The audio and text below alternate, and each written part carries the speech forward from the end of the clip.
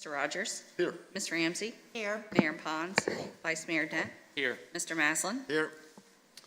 Okay, in your packet, you have minutes from October 11th and October 12th. Are there any corrections, changes, motion? October 14th. Correction's been made. So I move that the minutes as amended be accepted. Second. Mr. Rogers? Aye. Ms. Ramsey? Aye. Mayor Pons? Aye. Vice Mayor Dent? Aye. Mr. Maslin? Aye. Okay, next on the agenda is matters of special privilege, of which there are none today, so it takes us to public hearings. The first one is consideration and approval of PCR number 21-015, request of Colonial Williamsburg Foundation to rezone approximately 1.8 acres of Colonial Williamsburg Historic CW Museum support at 400 Nassau Street. Ms. Burke, welcome. Good afternoon. The Colonial Williamsburg Foundation is proposing to rezone a portion, approximately 1.86 acres, of the property at 400 South Nassau Street, which is across the street from the expanded arts museums at Colonial Williamsburg and adjacent to the recently constructed colonnade, from Colonial Williamsburg Historic Area CW to museum support, to accommodate the construction of the proposed Colin G. and Nancy N. Campbell Archaeology Center. The proposed rezoning will include a portion of the lot to the north at 202 West Francis Street to be combined into the property at 400 South Nassau Street. This would establish the northern property line at the edge of the 18th century site of Ireland Street and leaves the Custis site intact. The second part of their request is for a special use permit for the net removal of 54 parking spaces in the downtown parking district. The construction of the new archaeology center will result in a loss of 73 spaces. The parking area to the south will be restriped to reclaim 18 of those spaces, resulting in a total net loss of 54 parking spaces. The 5-year plan for the Colonial Williamsburg Foundation is to create a new lot at the Botetourt Lafayette Street area to provide additional 469 parking spaces to accommodate guests and visitors. Conceptual plans for that layout have been included in the packet and can be seen here on the screen. This is the existing layout, and this would be the proposed layout. The 2021 comprehensive plan designates this parcel as Colonial Williamsburg Historic Area and Colonial Williamsburg Support. The property is surrounded by the Colonial Williamsburg Historic Area, Colonial Williamsburg Support, Parks, Parkway, and Recreation land uses. The property is located currently in 2 zoning districts, the Colonial Williamsburg Historic Area CW and the Museum Support District MS. The property is surrounded by the Colonial National Parkway, Museum Support District MS, Limited Business Downtown District LB1, and the Colonial Williamsburg Historic District CW. The Architectural Review Board provided conceptual review and approval of the proposed plans at their September 14th meeting. The Site Plan Review Committee held a meeting on September 15th to review the proposed rezoning and special use permit. The applicant stated that they would need a waiver to the screening requirements, and that would be submitted as part of the final site plan. Bike racks and refuse disposal details would be provided then as well. The committee was supportive of the rezoning and the special use permit and screening waiver. The applicant is seeking the rezoning of 1.86 acres and a special use permit to remove 54 parking spaces from the downtown parking district to accommodate the construction of the new archaeology center. The proposed rezoning is in keeping with the stated intent of the Museum Support District and is consistent with the previous rezonings in this area. The construction of the new center will result in a loss of 73 spaces. The parking lot restriping will reclaim 18 of those spaces, resulting in the net loss of 54. The Colonial Williamsburg Foundation's 5-year plan includes creating the new lot at the Botetourt Lafayette Street to provide an additional 469 spaces to accommodate guests and visitors. Construction of the new archaeology center allows the facilities currently at that location to be relocated to allow for the future parking expansion. The Planning Commission held a public hearing on October 20th. No one spoke other than the applicant and the applicant's representatives. Planning Commission recommended approval to City Council by a vote of 6-0. Approval of the rezoning and the special use permit applications is recommended by staff. Staff is available if you have any questions, and the applicant and the applicant's representatives are also here. Thank you. Any questions? No, thank you, Ms. Burke. I've reviewed the Planning Commission meeting, and I have no additional questions. Thanks. Yeah, I guess just maybe if you could elaborate on some of the discussions with the Planning Commission about the proximity to Custis. Yes. How that sort of relates to archaeology, and then also any design improvements recommended that would be talked about with the Architectural Review Board. Certainly. So this slide is actually a kind of a blow-up of one of the diagrams that's shown in the applicant's packet, and the areas that are highlighted in that fuchsia color are, correct me if I'm wrong, are areas that they've done some preliminary archaeology in. The area that's kind of outlined in that dashed space is the area of primary construction, and then they'll move that property line a little bit to kind of, I can't see it on those, to line up with kind of the back of this area right here. And that allows for that, Ireland Street property line to kind of be reestablished. So while the building is in close proximity to the Custis site, it really is intended to be a learning opportunity for the public. And I think that the placement was intentionally thought out in that manner, that it gives the public the opportunity to not only see what Colonial Williamsburg is curating indoors, but to see their actual work in an outdoor setting. And the Architectural Review Board has another. Yes, so they'll have the opportunity to review. They had received conceptual approval at their meeting, and then they will have to come back for a final approval prior to their site plan being approved. And the discussions that took place after the comments that they received at Planning Commission, I expect there'll be some fine-tuning of those details. Thank you. I don't have any questions either. I think it was a very thoroughly prepared application, and so I'm impressed with a lot of the questions and concerns that have been answered. And as we can see with the colonnades that were constructed for the art museum, there was forethought of putting this building there and having it open to the public, I think is a great idea. So I'm fully in support of it. And as am I have no questions myself after the ARB and Planning Commission's review of the proposal. I'm in support. Thank you. Okay, if there's no more questions, we'll go to the public hearing and allow anybody from the public to come forward. I don't have any speaker's card on this, but perhaps the applicant would like to come forward, or if not. So we'll close the public hearing and come back to council for further discussion. I think, as Barbara was saying, this was part of the master plan, and now we're going to see it come to fruition. I support it. Yeah, I have no further questions, comments. Yeah, so, I think it's never a positive thing necessarily to lose parking, particularly in that downtown area, but Colonial Williamsburg demonstrated their plans to expand parking almost in proximity to the Merchant Square area over off of Lafayette and Bodytot. So I think it's a net positive, and I think approving this allows Colonial Williamsburg to enhance their offering of exhibits and education, so I support it as well. Is there a motion? So I move that City Council approve the rezoning request to rezone approximately 1.86 acres from Colonial Williamsburg Historic Area, CW, to Museum Support MS at 400 South Nassau Street and PCR number 21-16, the special use permit for the net removal of 54 parking spaces in the downtown parking district to accommodate the construction of the Colin G. and Nancy N. Campbell Archaeological Center at 400 South Nassau Street. Second.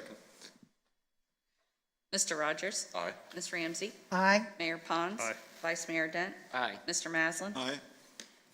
Takes us to agenda item B, consideration and approval of PCR number 21-010, a zoning text amendment to amend Article 3, District Regulations Division 10.1, Economic Development District, to allow medical cannabis dispensaries. Ms. Murphy. Yes, Mayor Pons and members of council, this is a request to amend the zoning ordinance to allow medical cannabis dispensaries licensed by the Commonwealth of Virginia pursuant to Virginia Code in the ED district, and to amend the supplemental district regulations to address the retail sale of cannabis and cannabis products or extracts.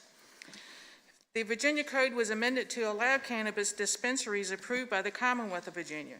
The city's zoning ordinance is written such that if a use is not listed, it's not permitted. Therefore, the cannabis dispensaries needs to be allowable use in this city. As noted in my memo, the Economic Development District contains the city's hospital and is a logical choice for the location of such use. The retail sales of cannabis and cannabis products or extracts are not currently permitted in Virginia except for medical use. A section has been added to the supplemental district regulations under prohibited uses to clarify the new regulation, and it also clarifies that private clubs and lodges for the purposes of sale in or on-site consumption of cannabis is not a permitted use. Planning Commission held their public hearing at their September meeting and no one spoke at the hearing. The Commission recommends to City Council approval of the text change to allow medical cannabis dispensaries licensed by the Commonwealth of Virginia in the Economic Development District ED and to amend the supplemental district regulations to address the retail sale of cannabis and cannabis products or extracts as outlined in proposed ordinance number 21-15. I'd be happy to answer any questions you may have. Thank you. Vice Mayor, any questions? Thank you, Carolyn. Could you, I know it's a little hard to see, could you just kind of talk like the borders of that district so people Sure. are As you familiar? can see in the map that's overhead, the right-hand corner is the dark brown color, and that's the ED district, and that contains the Riverside Hospital, the apartment complex, and the adjacent multifamily neighborhoods. So that's the only district in the city that is currently ED. The other ED district is an ED2 district, which is High Street. So that it's not allowed in High Street. It's only staff's recommendation and Planning Commission is in the Riverside Hospital area because of the proximity to the hospital. And this is a medical dispensary, not the retail sale of cannabis products, because that's currently not allowed in Virginia. So I'm clear, if we didn't designate this as the appropriate area for the city of Williamsburg, those dispensaries could be in anywhere in the city. No, I think the ordinance is written such that a use, if it's not listed, it's not allowed. So in each use, when they come up, we need to put them somewhere into the city. So we thought this was the appropriate location for a dispensary because of its proximity to the hospital, and it met, we thought, the requirements as a logical place to put it. For other uses that may come down the pike for cannabis and cannabis products, we'll have to look at those as, you know, as they come up. Okay, thank you. Two questions. What's being sold there, does it require a prescription? Yes. Yes. And the second one, so this is a big area. Would we be putting any other restrictions in terms of where in that area it would be allowed, or is it allowed anywhere in the area now? It would be allowed in the ED district. But is there something like, do we have certain retail areas that, so it couldn't be in somebody's house? There are 4 medical dispensary licenses issued by the Commonwealth of Virginia. At this time, it will not be in someone's house. It has to meet the state requirements as well. So the state requirements will sort of provide some of that protection as to where it could be within the district? Mm-hmm. Okay, thank you. And the questions that I had have already been answered, so thank you. That's of mine. Thank you for clarifying exactly where it is. The map can make it seem as if it'll be right in downtown. But with that and with Councilman Maslin's points around the additional restrictions, given that you need a state permit, I have no further questions as well. We'll go to the public hearing. I have one speaker's card. Mr. Ken Gross. Welcome, sir. If you'll state your name and address for the record, please. Yes, thank you, Mayor. Ken Gross. I live in 148 Exmoor Court here in Williamsburg. And I would like to make a few comments about PCR 21010. I'm not in favor of legalizing cannabis, but I realize that beast is already out of the cage. We're going to have to learn how to contain this, and I have some thoughts on that. This last summer, I had the opportunity to take a very slow trip across the United States, and particularly through Colorado and Oregon, I noticed a very high correlation between medical cannabis dispensaries, as they're called, and some very severely disadvantaged neighborhoods. I observed this in both rural and in urban areas. Now, I don't know if the dispensaries are a cause or an effect of the neighborhood erosion, but what I saw was certainly not something that we ever want to see on Merchant Square. And I do applaud the Planning Commission departments and the council's initiative to confine dispensaries to the economic development zone that Ms. Murphy just highlighted near the hospital. However, I would like to raise a concern. I was shocked, quite actually, by the sheer number of dispensaries, cannabis dispensaries, within a very short distance of some communities. And I was thinking, particularly in the state of Oregon, that people must be really extremely unhealthy to require that number of dispensaries. So if the rationale for the economic development zoning is for medical cannabis, and if it is really a medical activity, then it should be logically located near a hospital. But I wonder what happens in the next evolution of this legalization when it does become recreational. Have we undermined our own argument for economic development zoning? The evolution of this recreational use, I feel, will certainly come with time. So two suggestions. One is to somehow tighten the wording on this proposed ordinance to prohibit cannabis sales near established neighborhoods or schools or other areas that may impact economic viability of our community. I'll leave it to legal counsel to determine whether or not that can be done. But I'm very concerned about the neighborhood of Quarter Path as being part of this ED zoning. And the second suggestion I have is more directed towards, I guess, Virginia Congress as opposed to City Council. But I would hope that somebody who has already considered or will consider establishing the Virginia alcohol beverage control outlets as the distribution for this when it does become recreational, and even before.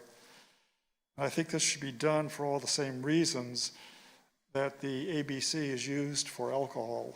Namely, it's a very clean and safe retail outlet system. It's highly regulated. They can control prices, and it's absolutely certain tax collection.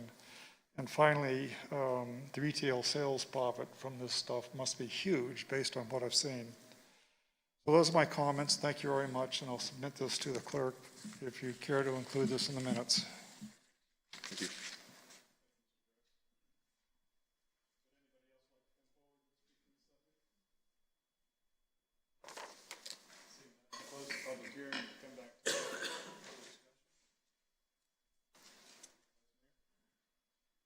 So obviously, we have to make a change regardless of which side of the fence that we're on in support or not supporting this. And some of the comments that were made, I'm concerned about as well, especially with the current designation being in my neighborhood. So I have some concerns about that as well. But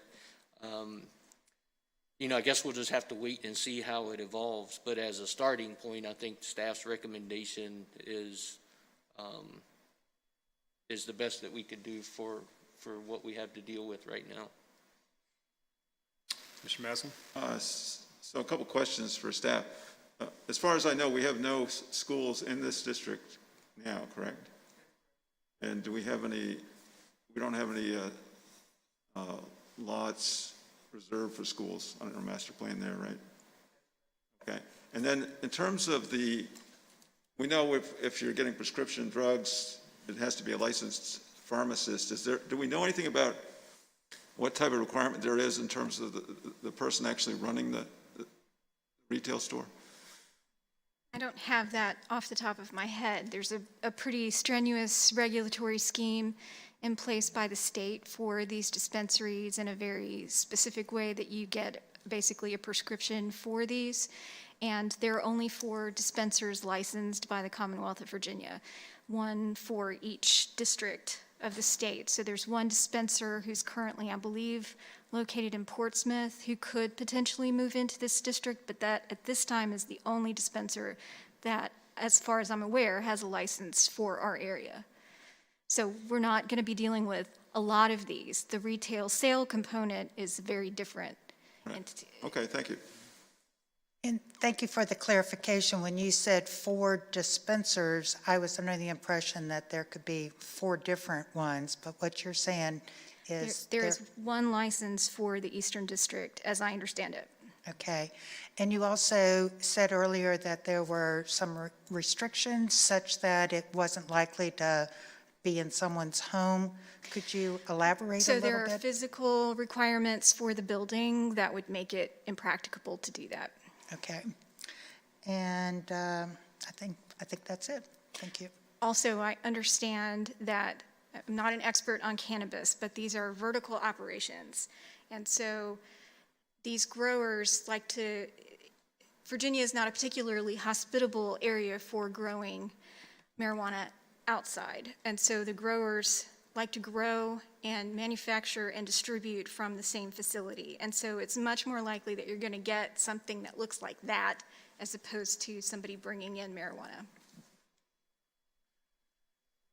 Chris, my one question is, you mentioned there's right now a dispensary in Portsmouth which has the license from the state, and are considering this today is not because there's an application in front of council. Instead, it is just to get ahead of the issue, so to speak. Yes. Okay, I think that's important to note, but is my only question. Thank you. Yeah, and just one follow-up sort of to Caleb's. Does the code require, such that this is now allowed, does the code require us to take action? No. It is a use allowed by the state. Any application for a rezoning, we would need to consider rezoning because it is an allowable use in the state. We're trying to distinguish this, which is a legal exercise, a legal operation, from retail sales, which will not be legal in Virginia until January 2024, should there be no changes by the General Assembly between now and then. So we are trying to get ahead of it and sort of create that distinction between medical dispensaries, which are already licensed, and retail sales. Again, thank you for the clarification. So when the time comes to approve an ordinance to allow retail sales, we're not making that decision today. That will be a decision that we have to make in the future. So we will need to make that decision sometime the way the law currently exists right now, we will need to make that decision before January 1st of 2023. And I think that when we have that discussion and make that decision, I think some of the concerns that were addressed by the speaker in terms of its location next to schools. Right, so the law already contains restrictions regarding where retail marijuana sales can be with respect to schools, drug treatment facilities, child care centers. That's all regulated by the state. What you have to decide is where the appropriate land use is if you want to allow this as a use, where exactly you're going to have to allow it somewhere unless you want to do a referendum. So Gotcha. Those are the choices. And so we can do it in many different ways. We could do it as an overlay district in certain areas where we include the same requirements that they not be within 500 feet of a school or a child care center. And that's going to somewhat limit where they can be. Inside the historic area, for example, would probably not be an appropriate place to have retail marijuana sales. You can regulate pursuant to your zoning, just like you would any other use, but you're not going to be able to regulate it out. So, yeah. So I get it just came to mind, another limiting factor right now is there's a lack of commercial development in that district. So if somebody comes in, they're going to have to build something. So I think, as presented by staff, I think we've done well to put it purposefully in the ED district near a hospital, which has, I think, makes good sense and good practice. So I think we're protecting a lot of the concerns that were brought to us. So with that, is there discussion or a motion? So I would move that City Council approve Ordinance 21-15 to amend the zoning ordinance to allow medical cannabis dispensaries licensed by the Commonwealth of Virginia in the Economic Development District, ED, and to amend Article 4, Supplemental District Regulations, Section 21-602, to address the retail sale of cannabis and cannabis products or extracts as outlined in Ordinance 21-15. Second. Mr. Rogers? Aye. Ms. Ramsey? Aye. Mayor Pons? Aye. Vice Mayor Dent? Aye. Mr. Maslin? Aye. Next on the agenda is consideration and approval of Resolution 21-28, concurrent resolution with James City County and York County to form the Historic Triangle Recreational Facilities Authority. Yeah, thank you, Mayor. So this is the next step in the journey of our Sports Center project, which of course is an important project for the city and the region. You all know that we prepared the formative documents that will serve as sort of the governing structure for this entity. This is the formal step. All three localities have to take the same step. James City County adopted their resolution, I think, earlier this week. And so now it is our turn. York County will take their turn to adopt the resolution at the end of the month at their meeting. You have before you two versions of the same resolution. The first version, it was the earliest draft. That is the version that we advertised. Since that time, the counties have asked that we make a slight change, which is the second version. The only difference between the two is that there are 6 members appointed to this authority, 2 representing each locality, and the change is to who will make the appointments to the board. The first version, the appointments are made by the governing body, and in the second version, they are made by the chief appointed official.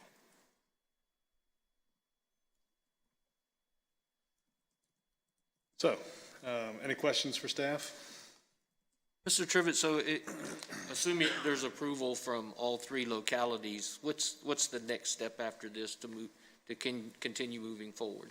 Yeah, so initially, the CAOs will appoint themselves and 1 member of their staff. In many cases, that will either be the Economic Development Director or the Parks Recreation Director to the authority board.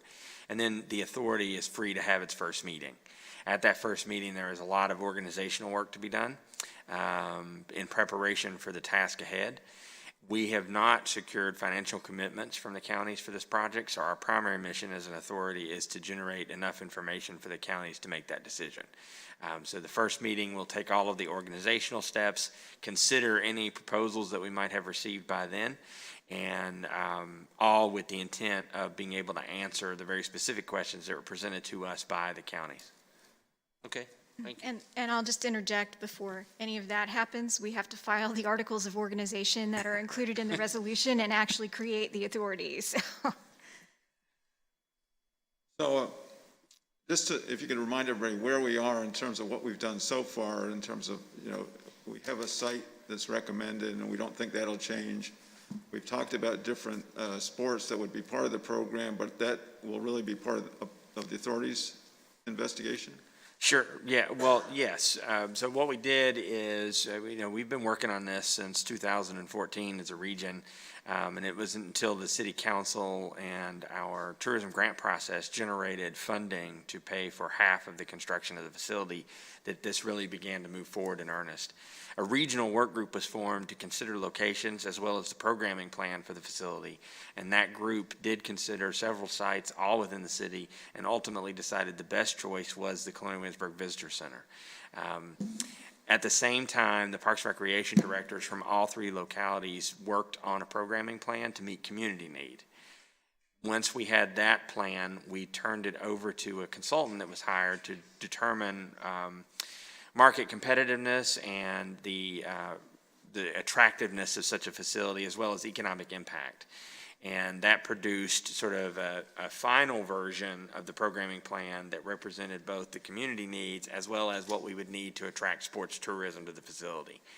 It wasn't until then that we began drafting formative documents, including negotiating with CW for the lease on the property and structuring sort of what we considered to be the initial financial commitments that might be required, and taking those to the boards of supervisors, asking for their support. The mayor and I did that and received their support, and so we are now at the step of taking the action of forming the authority, whose mission it will be to build the facility and then manage it thereafter. Thanks. Also, could you explain that, this is the first phase, and the site has the ability to go into other phases that would have synergy with this?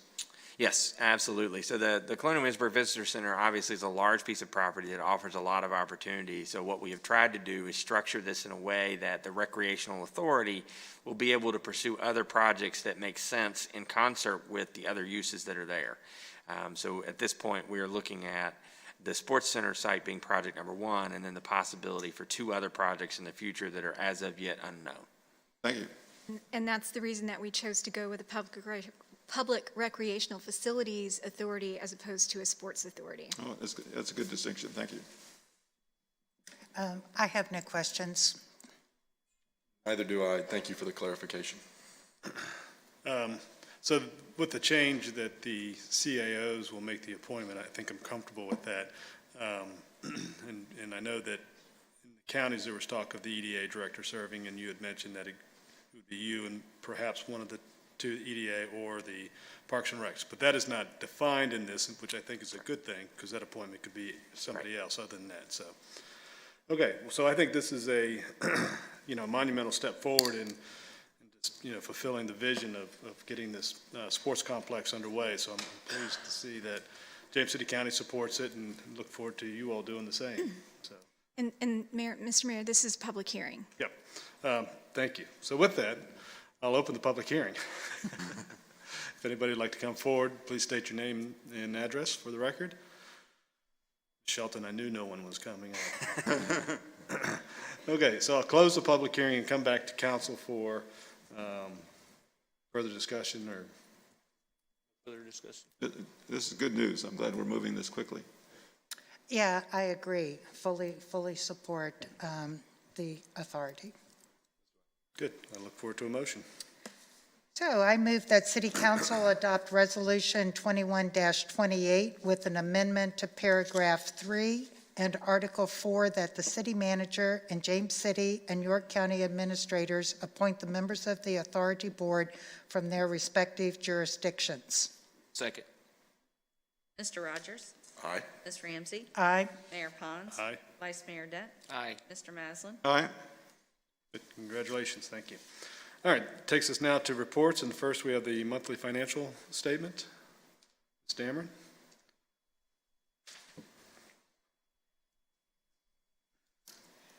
Good afternoon.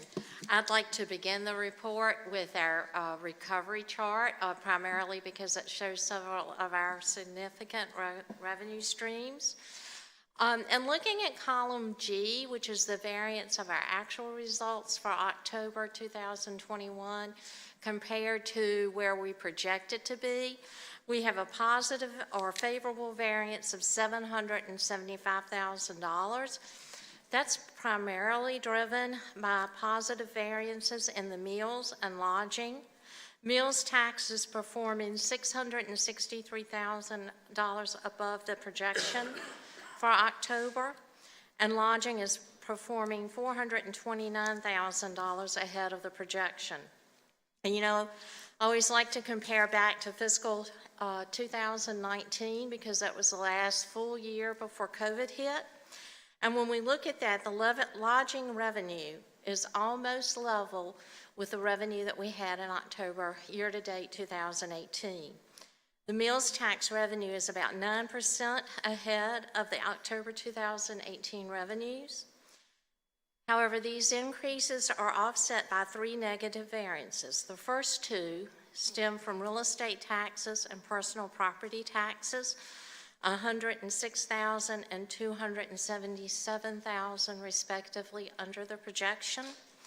There are 2 things with this. One is those taxes aren't due to December 1st. The second is, when I was analyzing my cash flow projections, I know that it was great variance from one year to the other in terms of how early after the bills were sent out that we actually saw collections coming in. I chose kind of a middle-of-the-road model. I probably should have chose one, apparently, this year that was closer to the due date. But for that reason, I'm not overly concerned about those at this point. I think we will see that begin to pick up next month. And then the other negative variance was in the historic sales tax for tourism, which is performing 3% under the projection and 9% less than October of 2018. However, our regular sales tax is ahead of the projection by 4% and just slightly ahead of the sales tax revenue collected year-to-date as of October 2018. However, while we're discussing sales tax, I need to mention that it's been brought to the city's attention that we have $310,000 that has been sent to us over several years that should have gone to other localities. Commissioner has talked to the state, and they're going to deduct that in 3 installments beginning in December. So that's going to skew our results. And I know that the dates that we received this range between October 2018 through August of this year. But all I know is how much within that time period. I don't necessarily right now know how much each month or each year that amounted to. And so for that reason, it skews our results. I mean, in December, I can report that our activity related to this month is 100,000 more than that we're recording in revenue, but I don't necessarily know what months to put that in. So when I start doing trend data for something such as projections, it does impact that. So we're working with the state and the commissioner's office to see if we can narrow that down a little bit better for projection purposes. The $2 lodging tax is performing about $43,000 or 20% ahead of the projection, but about $66,000 or 20% less than the revenue received in 2018. And then, of course, our business, professional, and occupational license is slightly ahead of the projection. However, most of that revenue we'll see come in February and March. Other revenues and expenditures in the general fund are performing in line with the budget at this point. And overall, I'd say it's a pretty promising news with the exception of the sales tax that has to be redistributed. And then finally, I'd like to mention that the utility fund is performing well. We continue to see increases in consumption, and revenue is, more businesses are operating more back to normal. And then we have a William and Mary students here. I will note, however, that the operating revenue in October is at a deficit, and our expenses for the sewage system seem high comparative to last year. And really that relates to the third quarter payment to Hampton Road Sanitation District, pass-through revenue, if you will. That was made in October this year, and last year it wasn't made into November, so I think we'll start to see that level out with next month's report. That includes my comments. I'd be happy to answer questions if you have any.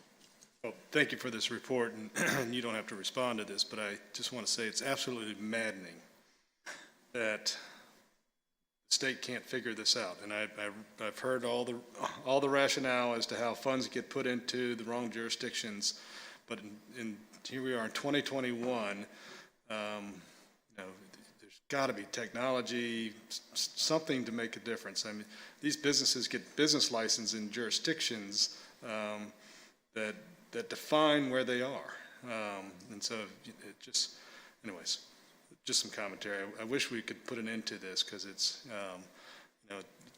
not a favorable position to have to pay back money that we've already thought we've earned. So it's problematic, and I like the state to get a handle of this, but that's just me. Thank you, Ms. Dameron. As you said, there's obviously some positive news in here, and obviously, we'd like to see the positive news and see the numbers where they are, with the exception, we know the real estate and personal property are going to change. To follow up on the mayor's comments, does it typically take this long for the state to identify the? Yeah, it's not unusual, and I know in my discussions with Commissioner of Revenue, she has sent letters, she's communicated to the businesses, she's communicated to the state, and asked them if they can change it at that point. And so far, it's still a bit of a problem. We'll continue to work on that, both in terms of trying to find what that answer is to get those issues corrected, because they seem to be the same businesses and I don't know the businesses, all that's confidential. And also to work toward being able to get enough information to be able to at least correct our trend data. We still have to report the revenue in the period. We can't go back to prior periods and change our financial results, but it does help if we can change that data that we use to trend. Yeah, and I agree with the mayor that with today's technology, there should be some way to eliminate this issue, especially from all the way back to 2018. Could we walk through the personal property tax row again, just because it seems to be a little confusing based on our titles. So the first column, FY19 October year-to-date actual. So is that actual month? Right. If it's fiscal year 19, the actual month is 2018? Right, so it's fiscal year 19, the month is October of 2018, and that would be the year-to-date is of October. Right, and then the next one, we have pre-pandemic projected year-to-date for FY22. And so what I did with that is I took projections that we had early on as we were establishing budget for where we thought we would be had COVID not occurred. And then I used percentages based on looking over maybe 3 years of data of about where I would expect, what I would expect to get each month. So that's what that column would represent, where I would anticipate to be based on very similar projections that I used to do the October 21. And then we show the 22 budget just to get a sense. But after that, then we go to projected October 2021 year-to-date actual. And so when did that projection change from the previous column we talked about? From the 22? Yeah, or so, yeah, oh, so but we should have actuals for.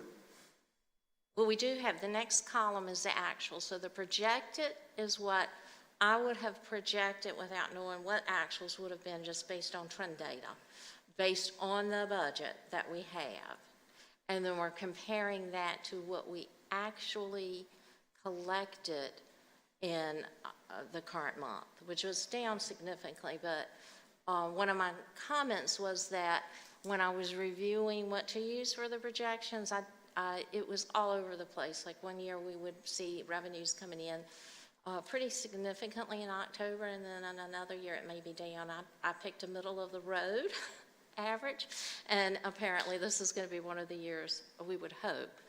So I would anticipate that in November, as we get closer to the due date for personal property, we'll see more of that revenue stream coming in. So the big drop, though, when we talk about actual 2021 year-to-date, compared to any of the projections, whichever one you look at, is there a timing issue that we weren't accounting for in our projections? Well, I think just that throughout the years really did have some timing differences. So if you go back to, just off the top of my head, say to 2018, we may have seen significant revenue come in earlier, like in October versus November, where in 2019 we may have seen that come in later. So I tended to do a middle of the road average rather than picking a high end or a low end, and obviously my model was not maybe the best for the year we're in.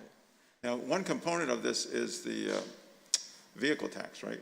Right. And those were just sent out. Right. Were they sent out later than the previous year?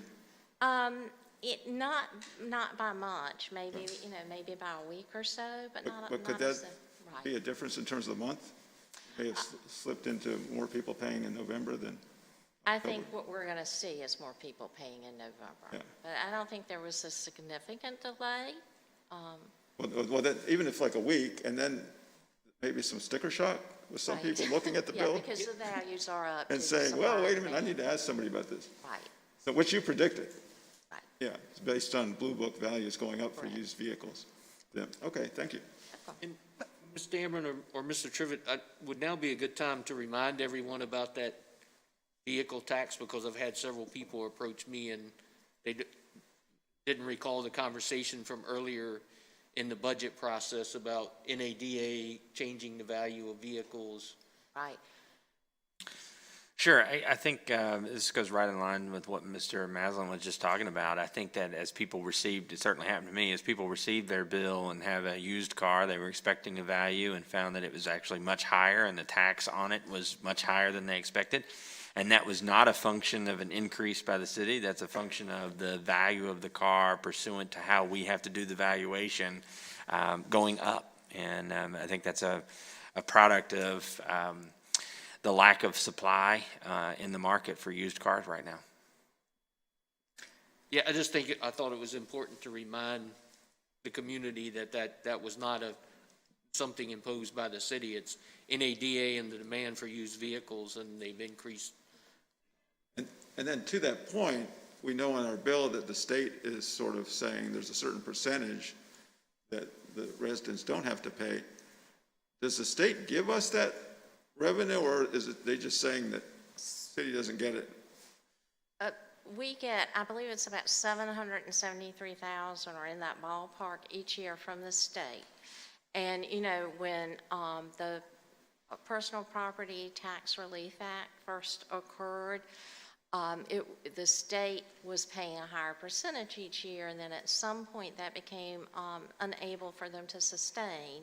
I don't remember the year, but in that year they said, we're going to look at what each locality got that year, and this is going to be the portion that you get moving forward. So what that means is that as values go up or as there are more vehicles, then that percentage tends to decrease over time. So is there any, when we talk about our legislative agendas, is that something we want to talk about, I would think that battle's been fought and lost. I think I'm more concerned about think the that was- sales tax issue. Yeah. I think that was Governor Gilmore, wasn't it? Right. Okay, However, thank you. Any other questions on the recovery report? Yeah, the only thing that I would just clarify, to me, the only time to be concerned about the personal property tax being in the red is after the due date, because I, for one, have not paid mine yet, nor have I paid my real estate taxes, but I do plan on paying them by the time they're due. Mr. Ameren, thank you as always for this report. It's great to see lodging where it is after months in which it was lagging behind where we hope it would be. You'd mentioned in, I think it was FY19, so calendar year 2018, October, that where we are now was similar to that level. Was there a percentage, I'm sorry if I missed it, that you might be able to put on there? Yeah, let's see. Five? Lodging was about level with October 2018, Okay. where meals is about 9% ahead of that. I didn't get the dollar amount, but 9% to me was pretty significant. So we'll continue to monitor that and hope that stays consistent throughout the year. Absolutely, something to celebrate. Thank you. Financial October reports, or is that everything you want to? Unless you have more questions. Okay, so in your packet, you all have the finance report for October 21. No questions on that? Good. So moving forward, you all have departmental operating reports. Any questions for staff? What's our timetable on metrics? Is that next month? We're hoping so. Yes, we currently have the initial, I guess, first iteration of the new dashboards. Department heads have those. They're currently reviewing those, and we'll have our comments back to the vendor by the end of the week. Thank you. City manager, any report? No, sir. Shelton, city attorney report? Nothing under this item, but I do have the next one. Yeah. So that takes us to unfinished business, consideration and approval of Resolution 21-27, a resolution of the Williamsburg City Council approving the city's participation in the Virginia Opioid Abatement Fund and Settlement Allocation Memorandum of Understanding. So last month, City Council approved participating in the nationwide opioid settlement agreement and authorized the city attorney to execute those documents. We had a meeting with all the local government attorneys in Virginia whom this affects, with the Attorney General's office staff and the attorneys who participated in drafting the settlement agreement. They have requested that we sign a second resolution to approve the statewide allocation memorandum of understanding, which lays out what jurisdictions will receive what money from the settlement. Just in a really broad brush, the state of Virginia's share is over $500 million. The city's share of that is about $13 million. Over the course of 18 years, that's paid out. It's front-end loaded, so you'll get bigger payments at the beginning of the settlement and smaller payments toward the end of the settlement. It requires the participation of 100% of the localities that have been affected by opioids, as they've determined that, in order for the state of Virginia to receive the full allocation from the settlement, and so they've requested that we all participate. So by signing on to this, we agree to the allocation formula that the state has worked out as part of the settlement. This gives me the authorization to sign that on behalf of the city. Mayor, any questions? And Ms. Shelton, those funds do come with some restrictions. Right, so there's two tranches of this money, effectively. We'll use the word that we seem to like. There's the 15% of our share, which is 0.086% of the settlement that goes to the participating localities. 15% of that is fully required to comply with the requirements in the MOU. So it's dealing with opioid abatement issues, which relates to human services, the fire department responses, drug treatment facilities. I've included the MOU. It's in section 4 of the MOU. They're very broad categories.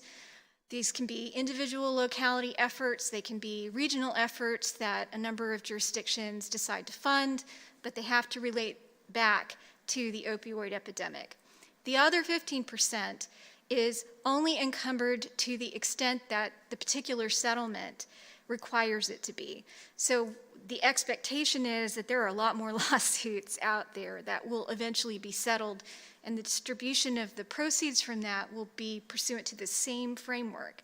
This particular settlement requires that 85% of the funds from the settlement be used for opioid abatement. So there will be a small amount of that money that's unrestricted, but most of it will still be required for that purpose.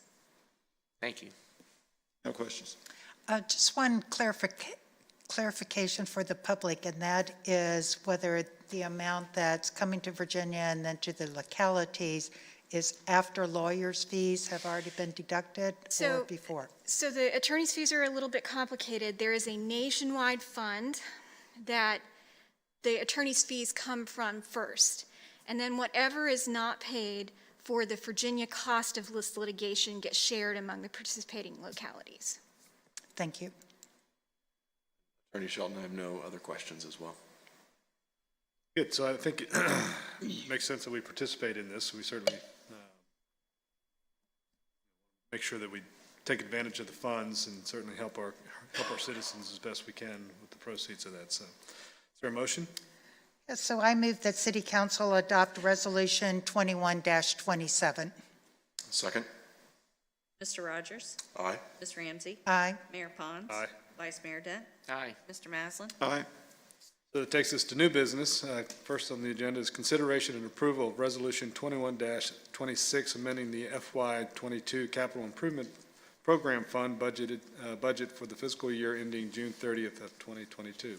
Ms. Dameron. Resolution 2126 is before you that proposes that we utilize part of the CIP or Capital Improvement Fund contingency that was unspent last year. We had $183,701 remaining that flowed through fund balance, and we're requesting to use $108,485 $100,485 to be appropriated for the demolition of the former Division of Motor Vehicle Building. That was a project that we had at one point fully funded, but moved some funds around during COVID to create some capacity to make sure we kept our fund balance. And then $8,000 to the Tyler Project Accounting Project. We have $12,000 programmed in the current CIP, but we needed about $8,000 more to be able to sign that contract. And that will ultimately be implemented to be used in the Capital Improvement Fund as well as the ARPA fund that we have. And then the final bit is just a little bit of remaining funds in the website project, close to $2,000, and we're just asking to transfer that to the enterprise plan resource planning system. We'll be doing an upgrade in December and think that we could use some of the funds for that upgrade or possibly to add to some reporting needs. So staff would request that City Council approve Resolution 2126 as presented. Questions? No questions. I think all the projects recommended by staff, they need to take place, and specifically to complete that DMV demolition. Now, one question for staff is, so demolition brings up all sorts of images, especially what we see now at William and Mary with the Dill complex. What will that site look like when we are through with demolition? I think it's our plan to take it back down to grade. So it'll just be like dirt? Yep, that's our plan. I mean, obviously it won't be dirt, it'll be grassed and Right, okay. maintained. So there will be some landscape improvement, at least a level of grass. Sure, right. Because And I know that we actually did do a landscape feature there in front of it to try and improve the appearance, but it's time for it to be removed. Right, because I know that there were neighbors concerned about that, so that's good. Thank you. Yeah, I would just second the need to demolish the DMV building. It's hopefully it being gone will be an economic driver for that area, and I would assume that the finished product will be similar to the other properties that the city owns there, with some grass and landscaping taken care of. Nice to see the demolition funded. I know that's something that we've wanted to do for a couple of years, but obviously money was rerouted. The Enterprise Resource Program, would you mind describing that briefly? That's basically our software. I'm primarily, from my standpoint, accounting, financial software. So that's where we track our transactions. It's where we collect utility billing, tax payments. It's just an enterprise-wide system that we use. It also manages code compliance. Building inspectors use it. Parks and Recreation staff use it. So it's truly an enterprise software platform. Certainly important. No further questions. Is there a motion? Yes, I move that City Council approve Resolution 21-26, appropriating funds to the DMV Tyler Project Accounting and the ERP projects. Second. Mr. Rogers? Aye. Ms. Ramsey? Aye. Mayor Pons? Aye. Vice Mayor Dent? Aye. Mr. Maslin? Aye. Thank you. That takes us now to item B, consideration and approval of resolution number 21-25, authorizing the FY21 Williamsburg James City County School Year and Spending Plan totaling $382,415 and amending the FY22 General Fund and Capital Improvement Plan Program budget. And I'm going to give a high-level overview, but I do want to note that included in the agenda packet is a letter from the school board with expanded detail, and also that Dr. Herron is present along with some of her staff and available to answer any questions that City Council might have. But the request, the school board's operating surplus for FY21 was almost $9 million. And the city's share of that funding is 9.6%, or $863,208 that would be returned to the city. and flow into our reserves. The school has submitted a spending plan. As part of that plan, they are asking for the replacement of 10 school buses, and that's to maintain their current replacement plan that was developed in 2014. That's a total cost of $1,250,000. The city's share, that's $120,000. They're requesting 10 minivans to transport students to school. Total cost of that is $400,000. The city shares $38,400. Also, an upgrade to the Clara Bird HVAC to improve air quality and control humidity. The total cost of that project is $1,350,000. The city shares $129,600. Also, upgrades to classroom instruction, 263 classrooms, and that would include upgrading mounted projectors and teacher control panels. The total cost of that project is $783,450. The city's share is $75,215. And finally, an increase to bus driver salaries, and that's to remain competitive and to also attract and retain drivers. Total cost is $200,000. The city's share is $19,200.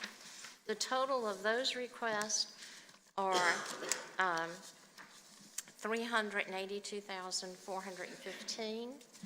The school also submitted a request with the remaining funds to place the James City or the Jamestown cafeteria design and construction and the Lafayette renovation of 900 building into the years that they're needed. Now, one thing with this in FY22, the city prepared their budget and had those in the proper year for the 5-year plan, which, you know, we fund the current year and the other 4 years are for planning purposes. And so we did not move those out when James City County moved those projects out. So we would request that they remain as such in the FY23 proposal for further consideration by City Council. I will note that the James City County Board of Supervisors approved the school's request except for the funding for the Jamestown cafeteria construction and the Lafayette renovation of Building 900 for consideration in their FY23 budget process. But they approved the rest of it at their October 26th meeting. So with that, that's the overview, and then So thank you for that. I don't know, Dr. Herron, if you wanted to come forward, or anybody from your staff to talk briefly about it. If not, it's not necessary. I think Barbara's done, Ms. Dameron's done a great job outlining it. So I'll turn to council if you have any questions. I had a couple questions, one related to the buses and then one related to the transit fleet expansion.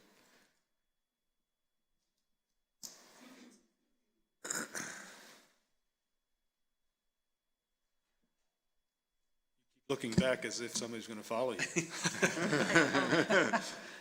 I hope so. Good afternoon, Mayor Pons, council members, Mr. Trivett. Thanks for the opportunity to talk about our end-of-year spending plan this afternoon.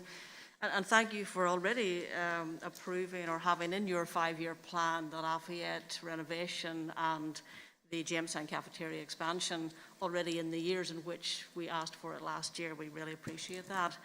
The question was about one about buses and one about transit fleet vehicles, and I believe Ms. Ewan, our Chief Financial Officer, will respond to the bus question. Afternoon. Hi.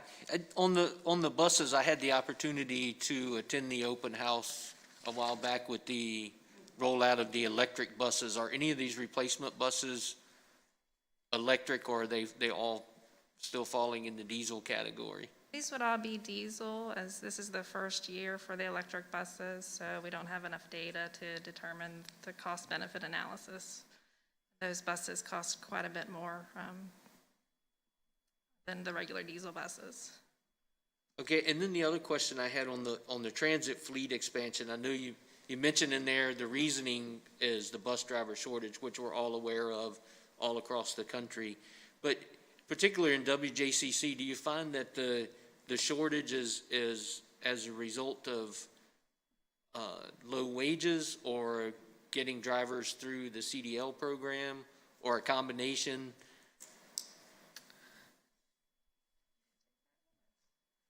It's probably a mix of both. I do think the wages are low and it's challenging, which is why we have in this plan a request to increase the wage and some money towards that for bus drivers.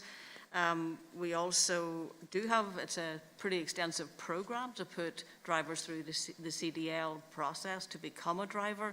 We've actually introduced a different type of driver, which we refer to as a specialty driver, where we're bringing people in to be trained, and once they complete the training, they move to driving a bus once they've got their CDL, and we're actually using them to drive, we'll be using them to drive the minibuses. I'm going to use the minibuses for routes with a low ridership, and also for some out-of-zone routes where we have less students involved, and in that way diversify the fleet. And then one additional question on the minivans. How will those, from a safety perspective, how will those be marked to identify that they're transporting children? Every single vehicle will have a WJCC logo on it, and I don't know if Mr. Snipes wants to add anything else about the safety of the buses. Got a thumbs up from the back, so they've got a logo. They're all identifiable as our buses with our drivers. They be yellow, as like a school bus? They will not be yellow, unfortunately. I don't believe so. I believe they're white. Thank you. Mr. Maslin? Yeah, following up first on the questions the Vice Mayor was talking about.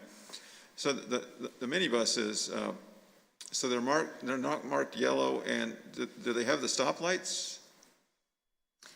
They will not have the stoplight cameras. Those are on the major buses. But I mean, do they have the stop sign that swings out and does it stop people when they're unloading? Good afternoon, City Council. These are minivans, so they're not minibuses. In the state of Virginia, you're not allowed to drive a minibus, which you usually see for athletic events. You're not allowed to drive them to transport children to and from school. You're only allowed to drive them to events. So these are minivans, not minibuses. Because I thought I was hearing they were being used on the lower density routes. They are. Minivans will, but not minibuses. You understand the distinction that I'm trying to? So that whatever you're using on the lower density routes, are they marked as school buses? They are vehicles. They will have the WJCC logo on the side of the minivan. Well, when they stop and unload children, are drivers required to stop? No, they are not. So depending on whether there's a high density or low density route, we've got the safety or we don't. Yes, depending on the density of the route. We also plan to stop at current stops that are located where students get on stops, bus stops, and we also will make home stops. Some of these minivans contain 6 to 8 seats. Of course, one would be for the driver. So some of these minivans will make home stops, pull into the driveway, make the stop, let the student out. They are not going to be on a busy street. Right. So, and then following up on a discussion we had on Monday with WADA. So WADA is also talking about raising the wages for bus drivers. Have you had any thoughts of a combined program? And do you see that successful in other areas where you're sort of working together to train the bus drivers and having a sort of like an integrated pay scale? Not sure I understand the question. Because right now you're sort of set up as a competition. And I don't know how many bus drivers go back and forth depending on who's paying more. Well, we are constantly in conversations with WADA. They are experiencing the same driver shortage that we are, because getting a CDL is a task that requires a number of weeks and commitment. But we are not really in we're in competition for the same type of driver, but we're not in competition for the same type of customer. So are you thinking that with some of your program, you can be attracting people that aren't driving now rather than stealing them from WADA? Right, because WADA has maybe 8-hour positions at different times of the day, Of course, being a school bus driver, you're able to drive in the morning, drive in the afternoon, you're able to take your students, your child on the bus with you. We offer a different package than Waterwood. Okay, thanks. I've got a question for staff, but are there any other questions for? Questions for Dr. Herron and her staff? The only question is basically a comment is I noticed you have an increase in bus driver salaries, $200,000. So I'm assuming that that request will be carried forward next year in the budget to maintain that salary. That's correct. We will bring that to the school board for their consideration as part of the budget process. Okay, that was the only thing. And I really thank Mr. Kelly for the detail that he put into the letter with the information from everyone. I found that very helpful. On the wage increase, how quickly would that be felt by someone who's in the job market and considering working with WJCC schools? I ask wondering how long it might take to satisfy some of the bus driver shortage, knowing that there are a lot of factors at play besides just wages. Rogers, we're actually, upon approval by City Council today, if you approve it today, we will actually bring it to our board at the next board meeting for their consideration and would hope to implement it in December of this year. Okay, quickly then. Thank you. So if there's no other questions for Dr. Herron and her staff, thank you very much for coming forward. Mr. Maslin? Yeah, Barbara, just a clarification. So I think if I heard you right, our share of surplus was $863,000? Is that correct? Yes, that's correct. And we've designated $382,000 of that to go back to the school district as part of their request. That's the request, yes. Now, the remainder, how do we account for that? Does that go into our CIP school reserve line? Well, right now it's in our general fund reserve. I think what you might see is next month as a request that we use the remaining fund of that to set up an educational stabilization fund, because we know that there's some projects in the out years, and this would help make our budgeting process easier when we get to some of those larger processes. Yeah, that sounds great. Thank you. No, so I applaud that. The next step, how to use that balance of funds, setting that up for future use by the schools, I think is important. So that's a good thought. So I move that City Council adopt Resolution 21-25 as presented. Second? Mr. Rogers? Aye. Ms. Ramsey? Aye. Mayor Pons? Aye. Vice Mayor Dent? Aye. Mr. Maslin? Aye. The next is item C, presentation by Anlar LLC about the Williamsburg, James City County Early Childhood Needs Assessment.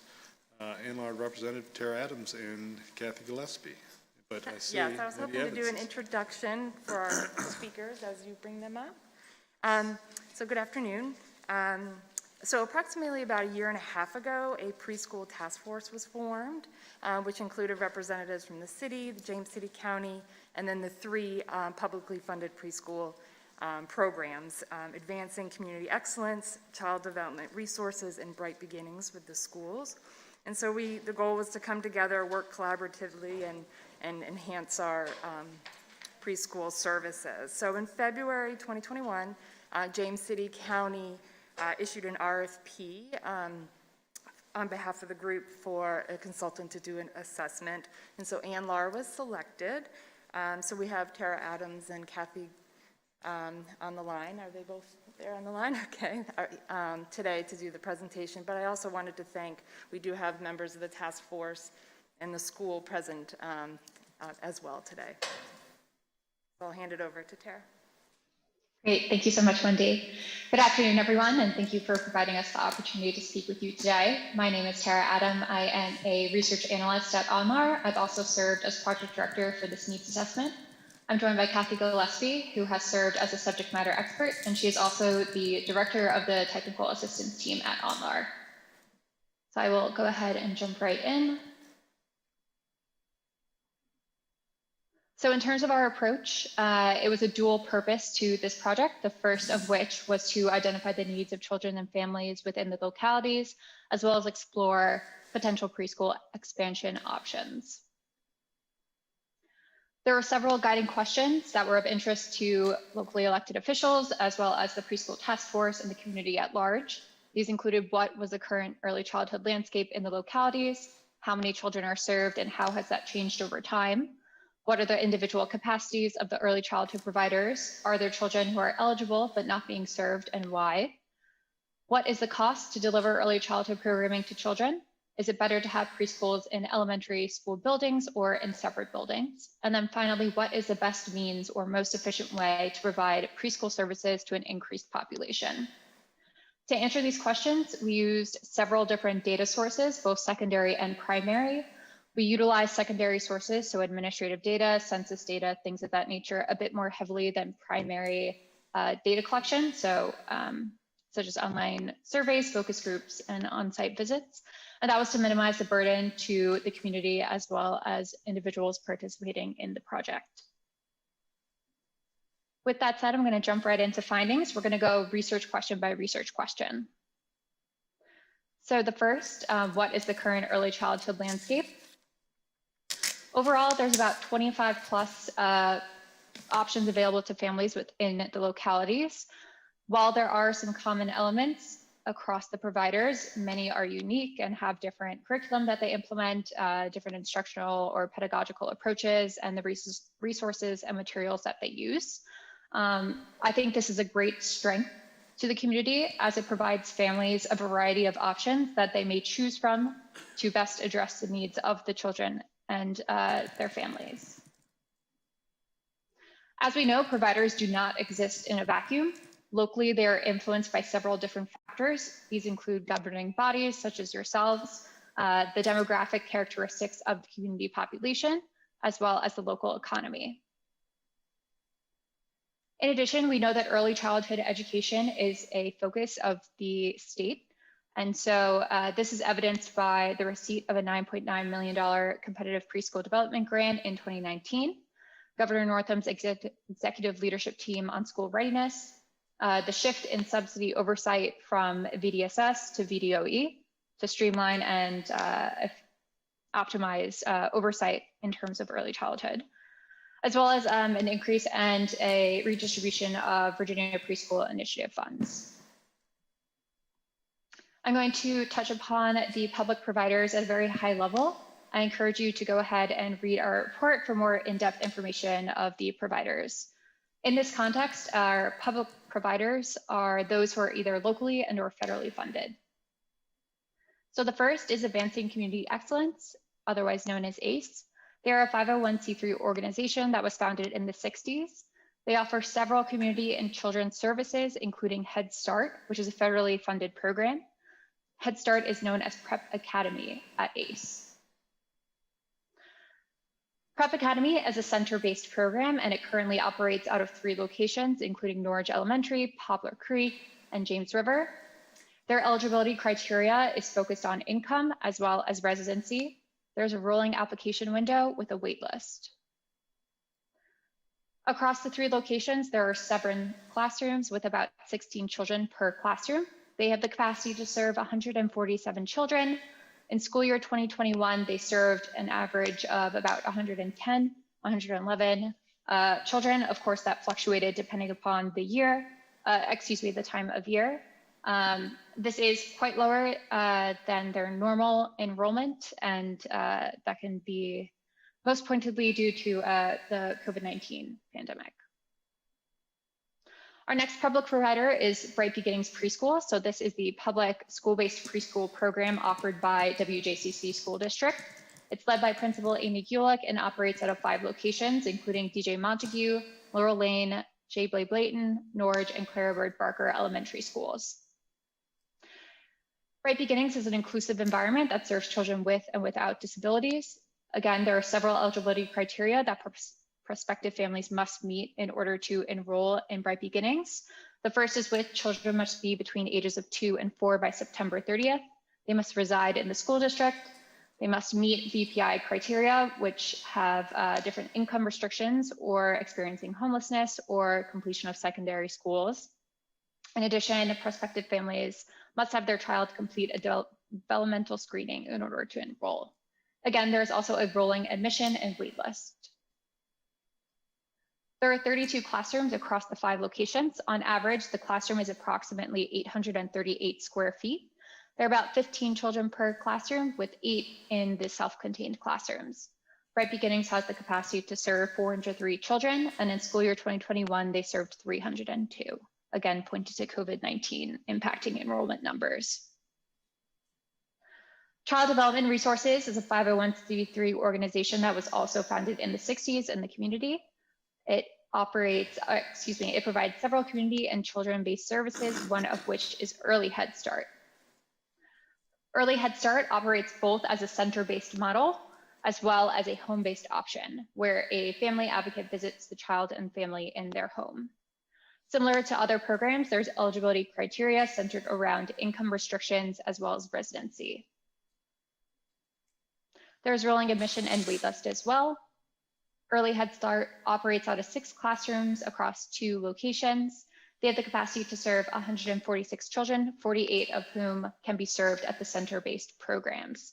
In school year 2021, they served 128 children through Early Head Start. Touching briefly upon the private providers in the community, there are over 20. Speaking to my point earlier, there is a range of different curriculum approaches, ages served, services and resources offered, hours of operation, and length of instruction. The Virginia Child Care Subsidy Program, the purpose is to increase availability and access to affordable quality child care services across the Commonwealth. And so early childhood providers elect to accept a subsidy voucher from an individual to offset the tuition cost for their child. The amount of these subsidies varies based on the age of the child, and this is pretty typical for states. There are 8 providers in the community that accept early childhood subsidy vouchers. The number of spaces that are reserved for children with subsidy vouchers varies across providers, as do the market and subsidy rates. Jumping to question 2, which was how many children are currently being served by the providers and how has this number changed over time? Speaking to our under 5 population, on average, there are an estimated 4,128 children ages 5 or younger who reside in JCC per year, with about 55% being between the ages of 3 and 5. And the preschool population has doubled, nearly doubled between 2014 to 2019. We saw an increase in 2014 from about 1,300 to 2019 of about 2,300. This comparative graph shows York County and Newport News for context. I will highlight here that unfortunately, due to the availability of the American Community Survey data, we were unable to ascertain estimates, for Williamsburg City. Given the proximity to James City County, as well as the shared school district, we also estimate that numbers have increased over time. An estimated 995 children ages 3 or older are enrolled in a nursery or preschool program in a given year. Again, this is based off of census data. More than half are served by public providers. In school year 2021, 529 children ages 3 to 5 were served, and 370 children under age 3 were served. Our third question was a 3-parter. So the first was, what are the individual capacities? The second was, are there children who are eligible but not currently being served, and why? And then if barriers exist, how have similar early childhood systems resolved them? So speaking first to eligible children not served, ONLAR utilized an estimation method used by REL Appalachia in 2009 that uses the average reported enrollment totals for kindergarten through grade 2 as a proxy for the eligible preschool population. So what you see in this table is the fall membership data from VDOE for school years 2017-18 through 2020-2021. If you look here, we have the yearly averages across K through 2. And so we combined these averages to get 738, which we then multiplied by 2 to reflect the ages 3 and 4 populations to arrive at 1,476 children. This table presents select demographic characteristics, again, based on fall membership data from VDOE. I've highlighted the economically disadvantaged and students with disabilities rows given the eligibility criteria I mentioned earlier from several of our public providers, speaking specifically to the income restrictions, as well as the developmental screenings. We wanted to refine this number further, and so the 1,478 does not account for children who are currently being served versus not. And so we removed the 995 children that I referenced earlier who are currently being served from the 1476 to arrive at 481 eligible children who are not being served based on age alone. However, again, turning back to the eligibility criteria, we further refined this number by the proportion of children who are from economically disadvantaged backgrounds, as well as those who have disabilities, to arrive at 231 eligible children who are not being served based on age, economic disadvantage, or students with disability status. We know there are several reasons as to why families decide not to enroll their child, even though they may be eligible for public preschool services.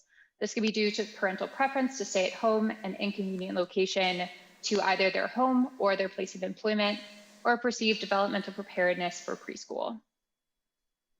However, if the families of all 231 eligible children wish to enroll their child in public preschool, they would be unable to do so, as many of our providers are currently at or very close to capacity, as reflected in this table. Thus, a critical barrier that must be addressed is the need for additional preschool space in the community. Creative Solutions by peers, we call out Newport News here, who recently closed 2 of the district's smallest locations and reallocated those students and staff to other pre-existing elementary schools to result in 4 preschool spaces. And so the reconfiguration is expected to increase capacity and better align students with providers and better address the needs of students with disabilities. In addition, across the Commonwealth, there are several communities who have received mixed delivery grants for preschool programming. I call out here Smart Beginning Southwest, who received a mixed delivery grant in 2017 to expand their preschool offerings in the localities. Similar to James City County and the city of Williamsburg, they were experiencing greater demand than spots allowed.